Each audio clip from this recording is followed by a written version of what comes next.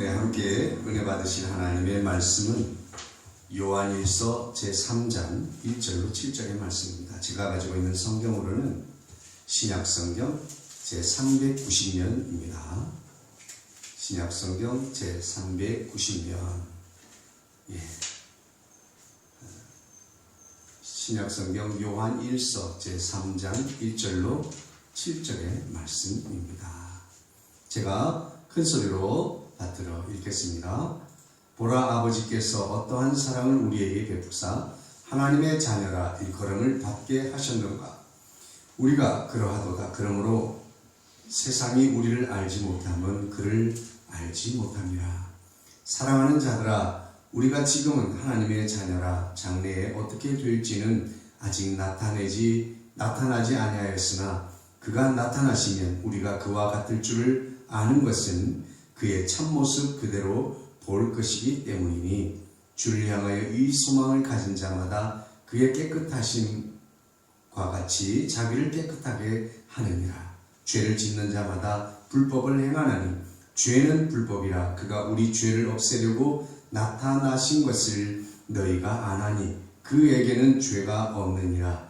그 안에 거하는 자마다 범죄하지 아니하나니 범죄하는 자마다 그를 보지도 못하였고 그를 알지도 못하였느니라. 자녀들아, 아무도 너희를 미혹하지 못하게 하라. 의를 행하는 자는 그의 의로우심과 같이 의롭고. 아멘. 할렐루야. 아멘. 우리 다 같이 인사하겠습니다. 사랑합니다. 더 행복하소서. 그 일은 잘 될 것입니다. 바탕색을 좀 깔았습니까? 안 돼요? 네.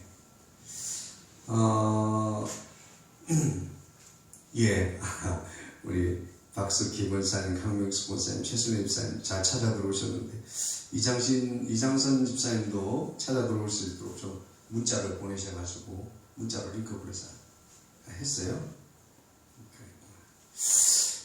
오늘 방송을 진행하는데 조금 문제가 있어서 일단 우리가 이 밴드로 예배를 드리고 있습니다. 정말 그 시간을 제대로 시작을 못해서 조금 죄송하다는 양해의 말씀을 먼저 드립니다. 더 잘 준비하도록 하겠습니다. 저는 현 세대를 한마디로 미성숙한 세대라 이렇게 말하고 싶습니다. 어제는 한 가정의 탄생을 지켜보는 흐뭇한 시간이 있었습니다. 서로에 대한 책임을 부담스러워서 결혼을 뒤로 미루고 혹은 두려워하는 젊은이들이 많은 때에 서로를 책임지기로 결단하는 모습은 참으로 아름답게 보였습니다. 인생은 자유만 존재하는 공간이 아닙니다. 자유만 존재하는 시간 또한 아니에요. 우리는 책임은 구속이라고 생각합니다. 그리고 고통이라고 생각하고요. 그것은 아주 단편적인 생각일 뿐입니다. 우리의 앞세대를 이끌었고 오늘날 이 부유한 대한민국이 있도록 이끌었던 리더십들은 이렇게 말합니다. 가정을 책임져야 했습니다. 맡은 바 책임을 다했을 뿐입니다. 한결같이 말하고 있습니다. 그리고 또 이렇게 말하지요. 책임감을 가지고 노력하다 보니 어느새 나 자신이 발전하고 성장했습니다. 이렇게 말하고 있습니다. 그렇습니다. 성장했습니다. 라고 말하고 있습니다. 지금의 많은 인생의 오류들과 어려움들을 해소하기 위한 많은 사회적, 국가적인 서비스를 제공하고 있습니다. 가정의 문제, 양육의 문제, 거주와 식사의 문제, 재정의 문제, 부모 부양의 문제 등등 많은 문제들을 이 사회와 국가가 책임을 나누려고 하고 있습니다. 하지만 이것은 일시적인 것에 불과합니다. 불완전한 책임입니다. 그렇습니다. 세상 어디에도 완벽하게 책임을 감당하는 일은 어려움이 있습니다. 그러나 그 책임의 소재는 명확히 할 수 있습니다. 지금은 개인의 책임과 학교, 사회, 직장, 국가 등의 책임 소재가 국가와 사회로 집중되고 있는 시기입니다. 개인의 문제도 사회가 책임져야 합니다.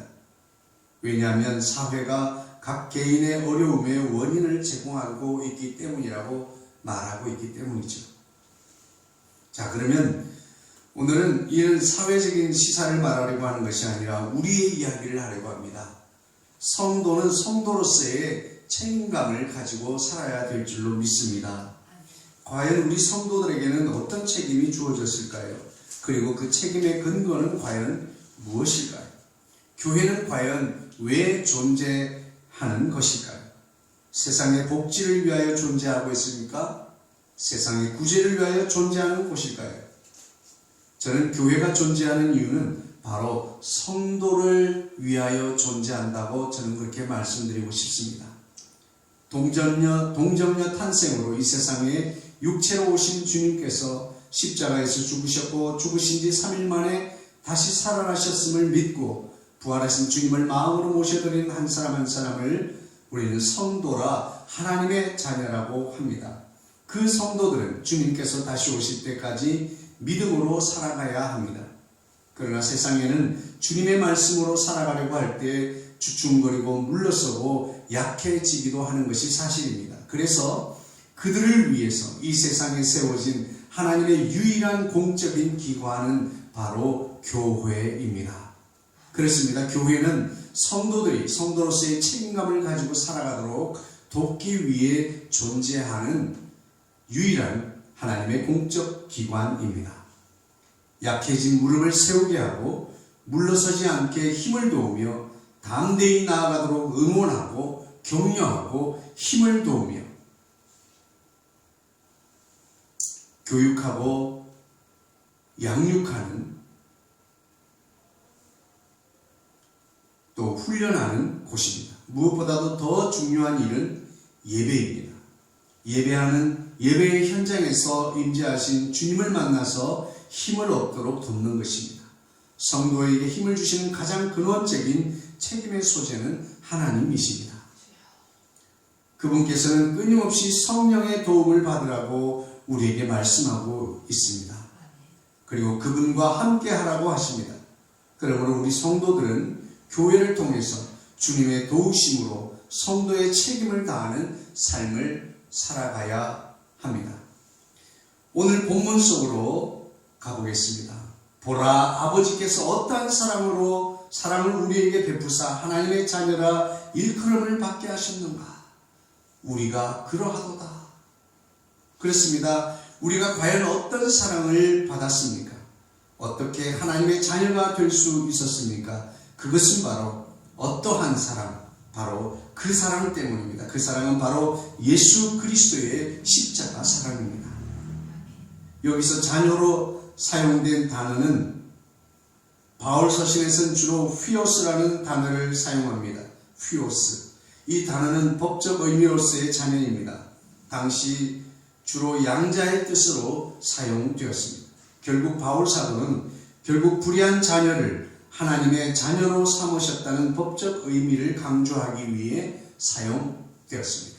그래서 이 바울 서신에서는 대부분의 자녀라는 의미로서 휘오스라고 하는 이 단어를 사용했습니다. 그러나 오늘 이 하나님의 자녀라 하는 이 단어 속의 자녀는 테크나라고 하는 단어를 사용하고 있어요. 그것은 혈육적 의미로서의 자녀를 말하는 단어입니다. 십자가의 그 은혜는 우리를 양자를 넘어 친자가 되게 했다는 그것입니다. 하나님과의 더욱 친밀함을 강조하기 위한 것입니다. 그렇습니다. 우리는 성도로서의 책임감을 넘어 자녀로서의 책임감을 가지고 살아가야 합니다. 우리는 비록 이 땅에 발을 디디고 살아가지만 그럼에도 불구하고 우리는 하나님의 자녀로서의 삶을 살아가는 사람들입니다. 2절 말씀에 사랑하는 자들아 지금은 하나님의 자녀라. 우리가 이 세상에서 살아가는 동안은 하나님의 분명한 자녀의 신분을 강조하고 있습니다. 그런데 이후에 임하시는 주님의 재림 때에는 주님과 같이 영광스러운 존재로 변화할 것을 우리에게 말해주고 있습니다.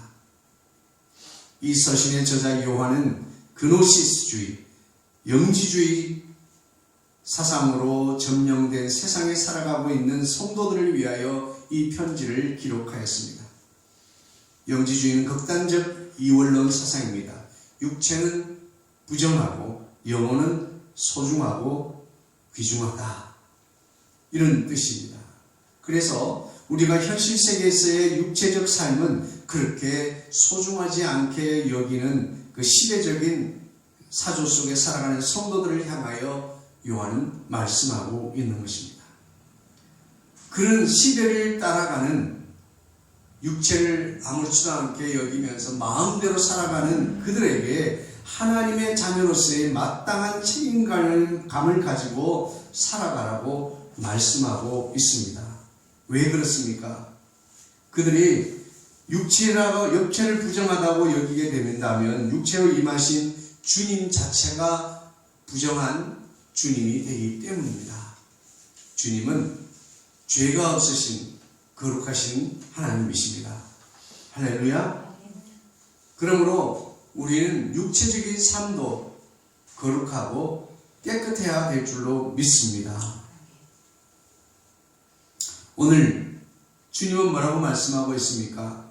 주를 위하여 이 소망을 가진 자마다, 어떤 소망이요? 주의 재림 시에 내가 영광스러운 존재로, 주님과 같은 존재로 변화할 것을 바라보고 기다리며 살아가는 그 소망을 가진 자마다 그의 깨끗하심과 같이 자기를 깨끗하게 하느니라, 이렇게 말씀하고 있습니다.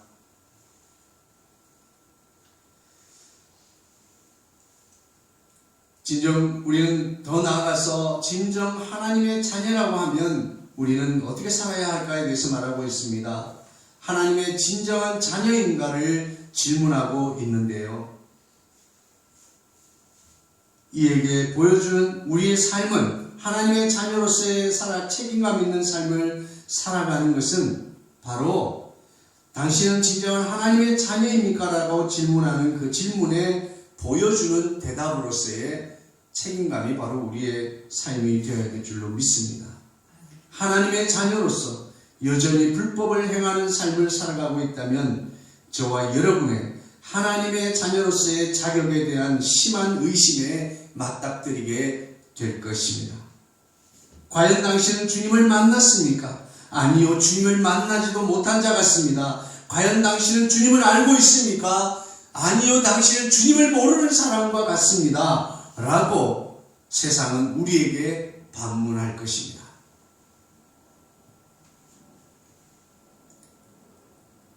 자녀들아, 아무도 너희를 미혹하지 못하게 하라.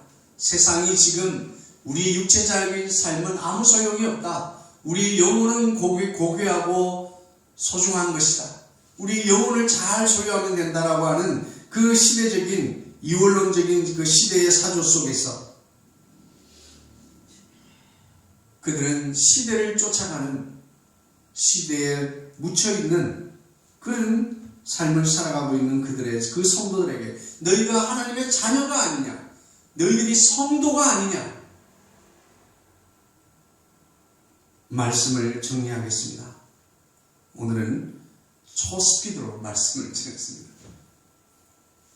오늘 우리는, 세상은, 마귀 사단은 할 수만 있으면 책임감으로부터 자유롭게 되라고 속삭이고 있습니다. 부모로서의 책임감, 자녀로서의 책임감, 학생으로서의 책임감, 사회, 기관, 단체 소속인으로서의 책임감, 모든 책임감으로부터 자유로워지라고 말하고 있습니다. 그 책임감은 부담을 가지고 옵니다. 그 책임감은 불편함을 가지고 옵니다. 그 책임감은 어려움을 줍니다. 스트레스를 가져다 줍니다. 그러나 그것이 바로 우리를 성장하게 하고 자라게 한다는 것입니다. 성숙한 사람이 되게 한다는 것입니다. 피터팬 정우군은 어떻게 오는 것입니까? 책임감을 가지지 않으려고 살다 보면 여전히 어린아이와 같이 살아가는 어른들을 피터팬 정우군을 앓고 있다고 합니다. 여러분, 책임감은 우리를 어른이 되게 하는 겁니다. 책임감은 우리를 성숙하게 해요. 우리는 성숙하고 진보하고 자라가야 될 줄로 믿습니다. 발전해 나가야 될 줄로 믿습니다. 오늘 하나님의 백성된 저와 여러분이 성숙한 삶을 살아갈 수 있게 되기를 원합니다. 오늘 성도로서의 성숙함은 오늘도 그의 의로우심과 같이 우리가 의롭게 살아가는 것입니다. 할렐루야. 어떤 분들은 그렇게 말합니다. 우리가 영혼을 구원받았으면 되지 이 세상에서 우리는 결코 말씀대로 살아갈 수 없다라고 하는 패배주의에 사로잡힌 말을 하고, 목사님 당신은 그렇게 살아가십니까? 라고 질문하는 사람이 있습니다.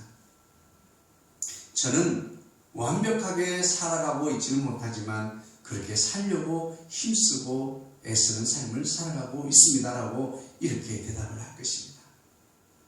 오늘 저와 여러분, 세상이 우리가 하나님의 자녀로서 살아가기에 어려움을 주고 부담감을 주고 힘든 상황을 만들어준다고 해서 자녀로서의 책임감이 우리에게서부터 벗어지고 사라진 것은 아닙니다.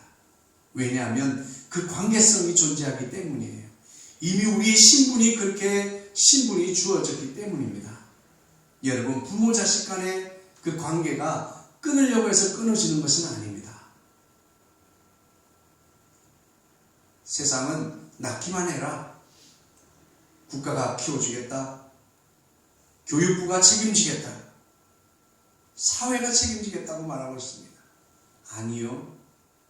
그 책임 소재는 우리 각 사람에게 있는 것입니다. 국가는, 사회는, 단체가 할 책임은 단체가 해야죠. 그들이 그 책임, 국가가 사회적 책임을 진다고 해서 우리 개인의 책임이 사라진 것은 아니라고 하는 사실입니다. 국가와 사회가 하는 것이 잘못됐다는 얘기가 아니에요. 우리 개인의 책임이 사라진 것이 아니라는 뜻입니다. 마귀 사단은 모든 책임의 굴레를 벗어버리라고 우리에게 속삭입니다. 자녀들아, 7절 말씀에 아무도 너희를 미혹하지 못하게 하라고 말씀하고 있습니다. 그 속삭임에 귀를 기울이지 마십시오. 그 속삭임에 마음이 약해지면 안 됩니다. 그럴 때 교회로 오셔야 됩니다. 교회가 존재하는 이유가 바로 그때를 위함입니다. 예배를 나오셔야 됩니다. 바로 연약해진 그분들을 위해서 예배에 임하신 주님께서 우리를 위로하시고 격려하시고 힘을 주시고 복돋아 주시게 될 줄로 믿습니다. 아멘. 여러분, 우리가 신앙에서 연약해지고 우리의 믿음이 힘이 없어지고 무릎이 연약해지고 주춤거리고 물러서게 되면 가장 먼저 피하게 되는 것이 무엇인 줄 아십니까? 그것이 바로 예배입니다. 마귀 사단은 우리가 예배를 통해서 하나님을 만나는 것을 싫어합니다. 힘을 받는 것을 싫어합니다. 마음에 용기를 얻는 것을 싫어합니다. 여러분, 마귀의 속삭임으로부터 자유롭게 담대히 살아갈 수 있는 비결은 예배를 회복하는 것입니다. 말씀을 마칩니다. 그렇다면 오늘 우리가 하나님의 자녀로서의 책임감을 가지고 살아가기 위하여 우리가 할 수 있는, 우리가 알아야 될 첫 번째는 주님의 탄생은 역사적 사실이라고 하는 사실입니다. 이것을 우리가 먼저 알아야 합니다. 성육신하신 사건은 역사적 실제 사건이라고 하는 사실입니다. 인간 예수는 실제로 이 땅에 왔었고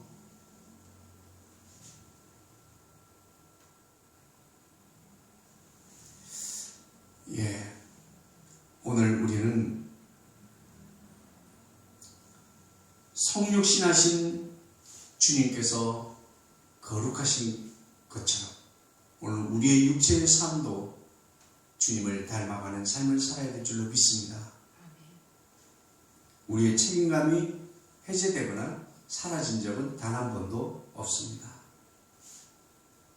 두 번째입니다.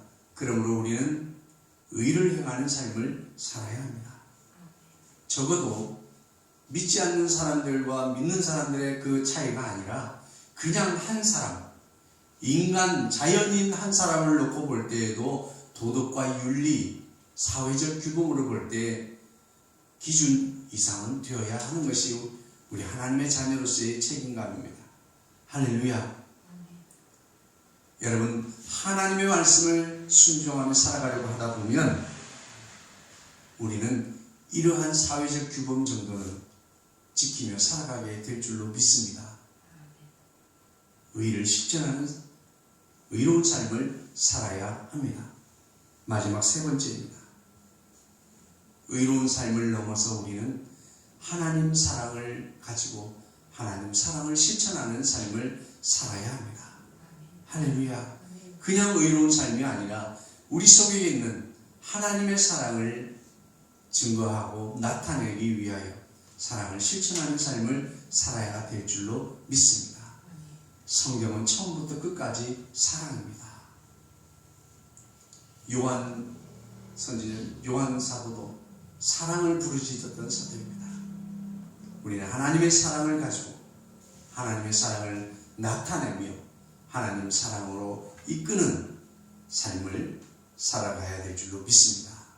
하나님의 자녀로서의 책임감 다하는 저와 여러분 되길 주의 이름으로